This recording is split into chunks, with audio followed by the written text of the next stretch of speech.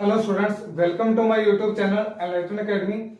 I am Rahul Monga. In this video we are discussing a chapter Introduction to Three Dimension Geometry of class 11th. So first two exercise हम discussion कर चुके हैं इस chapter की. आज third exercise हमने करनी है 12.3. तो पहले क्वेश्चन स्टार्ट करने से पहले हम कुछ फॉर्मूले को समझेंगे.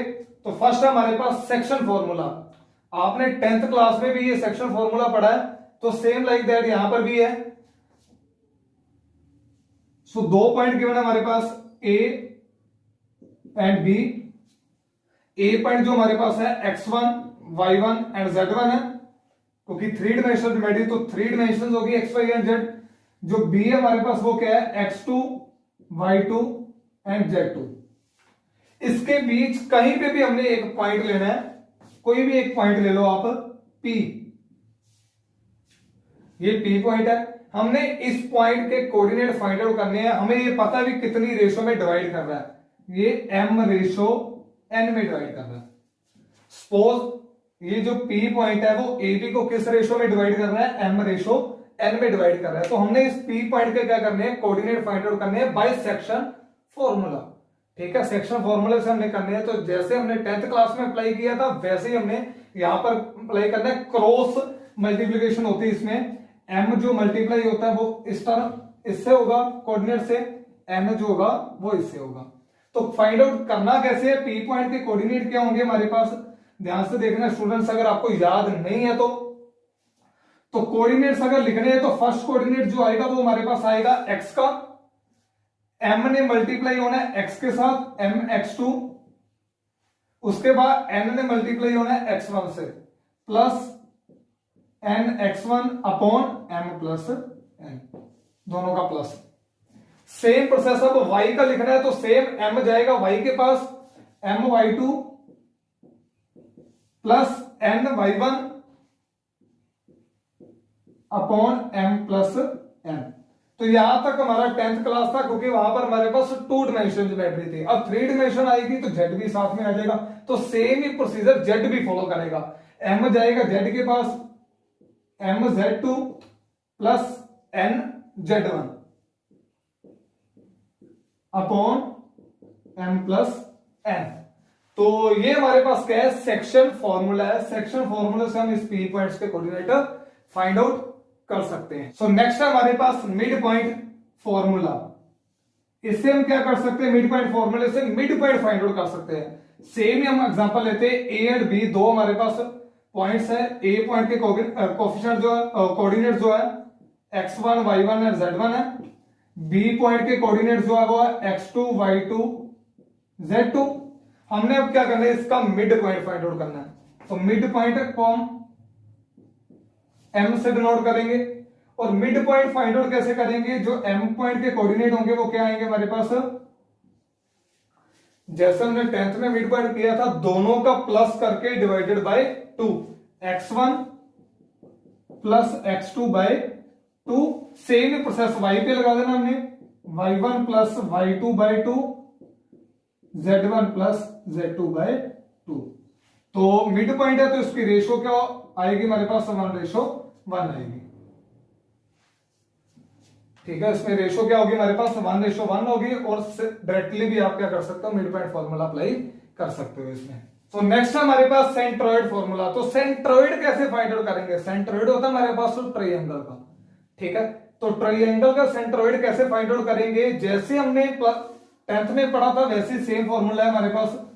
x1 plus x2 plus x3 upon 3, y1 plus y2 plus y3 upon 3. यहां तक हमने पढ़ा था सेंट्रोइड का फॉर्मूला, बिकॉज हमारे पास टू डिमेंशन ज्योमेट्री थी 10th क्लास में. ठीक है, अब हमने क्या करना है? थ्री डिमेंशन है तो साथ में आपने z वाला कंपोनेंट भी लगा देना है. z1 plus z2 plus z3 upon 3. ठीक है, तो इस तरह से हम क्या कर सकते हैं? सेंट्रोइड के कोऑर्डिनेट्स फाइंड आउट कर सकते हैं हम. नेक्स्ट है हमारे पास internally ratio and externally ratio. मतलब दो लाइंस जो है वो इंटरनली भी कट कर सकती है और एक्सटर्नली भी कट कर सकती है। तो हमने रेशो क्या लेनी है, तो इंटरनली रेशो वाला कंसेप्ट जो हमने वो 10th क्लास में भी पढ़ा है और जो आज मैंने समझाया आपको सेक्शन फॉर्मूला में, वो भी इंटरनली का कंसेप्ट ही था। तो जैसे एक लाइन दूसरी लाइन ने क्या कर दिया, इसको कट कर दिया, तो हमने इस पॉइंट को नाम P दे दिया था। तो किस रेशो पे कर रहा था, M रेशो N पे। तो ऐसे हमने एग्जांपल ली थी कि एक P पॉइंट है, वो AB को किस रेशो में कट कर रहा है, M रेशो N में कर रहा है। तो ये हमारे पास है इंटरनली रेशो, ठीक है। अब हमारे पास है एक्सटर्नली रेशो, ये न्यू कंसेप्ट है हमारे लिए। ये क्या है, हमारे पास एक लाइन है AB, हमारे पास दूसरी लाइन ने कट किया इस तरह से, दूसरी लाइन ने कट किया हमारे पास एक्सटर्नली। अगर मैं इस लाइन को प्रोड्यूस करूंगा तो देन ये कट करेंगे, ठीक है। इस कंसेप्ट पे अगर आपने रेशो लेनी है तो वो रेशो क्या लेनी है आपने, -M ratio N। Simply ratio में आपने क्या कर देना है, माइनस लगा देना है। अगर आपके पास एक्सटर्नली रेशो फाइंड आउट करने के लिए कहा जाए, ठीक है, तो आपने -M ratio N find out करनी है। अगर इंटरनली कहा गया तो सिंपली M रेशो N आपने कैलकुलेट करनी है। नेक्स्ट क्वेश्चन डिस्कशन करते हैं हम। फर्स्ट क्वेश्चन हमारे पास, using section formula prove that the 3 points are collinear. ये जो 3 पॉइंट्स है ये हमने कोलिनियर प्रूव करने बाय सेक्शन फॉर्मूला, ठीक है। तो आपने सिंपली क्या करना है इस क्वेश्चन में कि कोई भी 2 पॉइंट लेने हैं आपने, कोई भी आपने 2 पॉइंट लेने हैं और उसकी हमने क्या करनी है, रेशो को कैलकुलेट करना है हमने।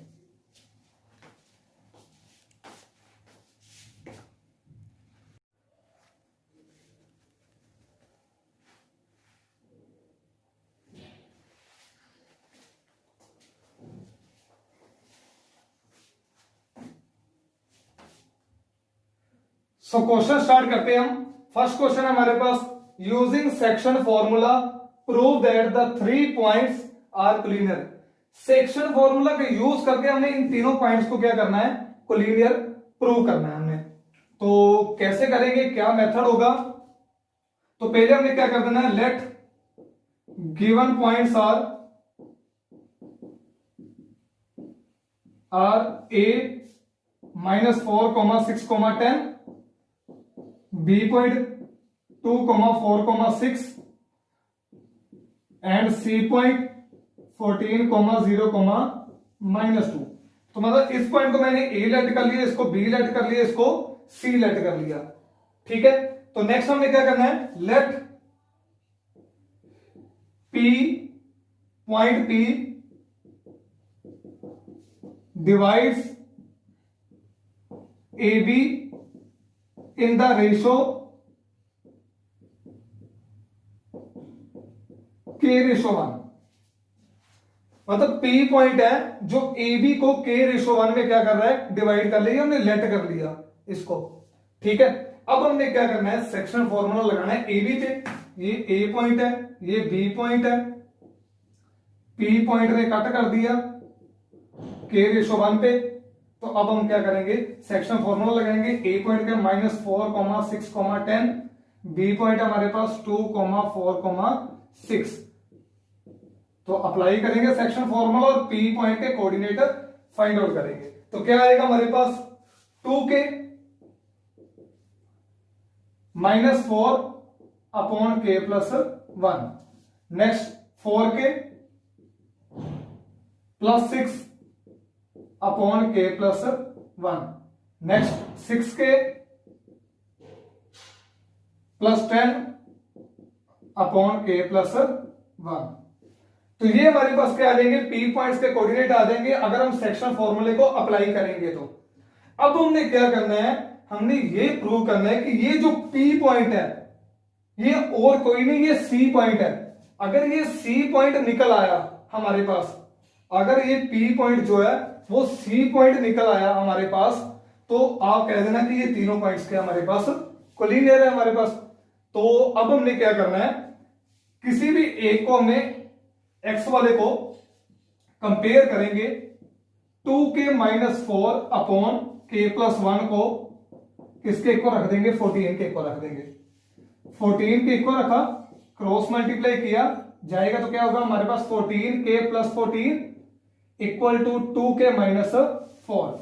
इसको सोल्व करेंगे, 2 के इधर आके माइनस हो जाएगा तो 12 के आ जाएगा, 14 दूसरी साइड जाके माइनस का हो जाएगा तो -4 एंड -14 -18 आ जाएगा हमारे पास। k की वैल्यू क्या आ जाएगी, -18/12, 6 के टेबल पे जाएगा तो -3/2 आ गई k की वैल्यू। तो k की वैल्यू हमारे पास क्या आ जाएगी, -3/2। अब k की वैल्यू -3/2 आपने यहां पर फिल करनी है। यहां पर फिल करने के बाद अगर हमारा आंसर आ जाए 0 और यहां पर फिल करने के बाद हमारा आंसर आ जाए -2, तो समझ लेना कि आपका जो P पॉइंट है वो एक्चुअल में और कोई नहीं C पॉइंट ही है। ठीक है, तो ये तीनों पॉइंट क्या हो जाएंगे, कोलिनियर हो जाएंगे हमारे पास। सो पहले इक्वल रख के नेक्स्ट दो को अब हमने क्या करना है, प्रूव करना है। तो k की वैल्यू यहां पर फिल करते हैं, देखते हैं क्या आता है। 4k+6 upon k+1। ठीक है, k की वैल्यू फिल कर दो, -3/2 +6 अपॉन -3/2 +1 आ जाएगा। तो कटिंग करने के बाद 2 आ जाएगा, ऊपर क्या आ जाएगा, -6 + 6 अपॉन 1 -3/2। सोल्व करने की जरूरत नहीं, ऊपर 0 आ गया। ठीक है, तो 0 ही आ जाएगा हमारे पास इसका आंसर। ठीक है, तो नेक्स्ट फर्स्ट सेकंड में फिल करके देखा तो 0 आ गया। अब हमने क्या करना है, थर्ड में फिल करके देखना है। तो थर्ड में फिल करते हैं हम।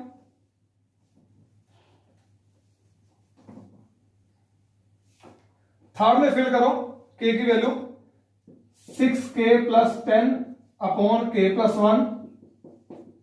k की वैल्यू को -3/2 फिल कर दिया, +10 अपॉन -3/2 +1। कटिंग करने के बाद 3 आ जाएगा,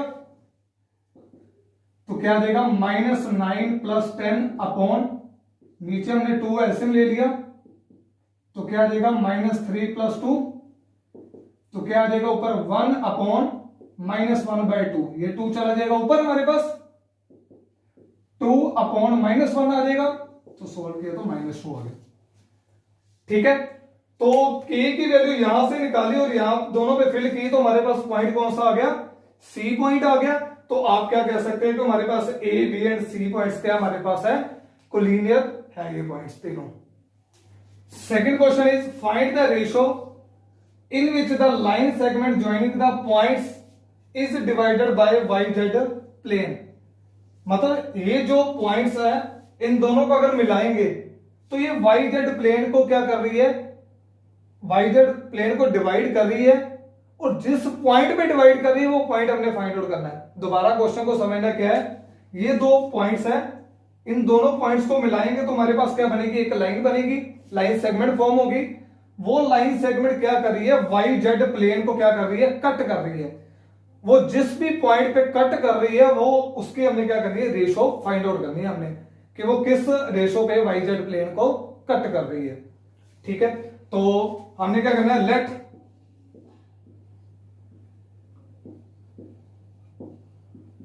रिक्वायर्ड रेशो भी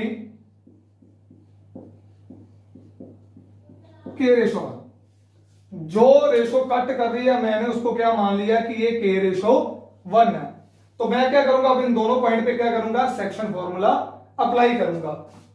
ठीक है, हमारे पास दो पॉइंट है, 4,8,10, 6,10,-8।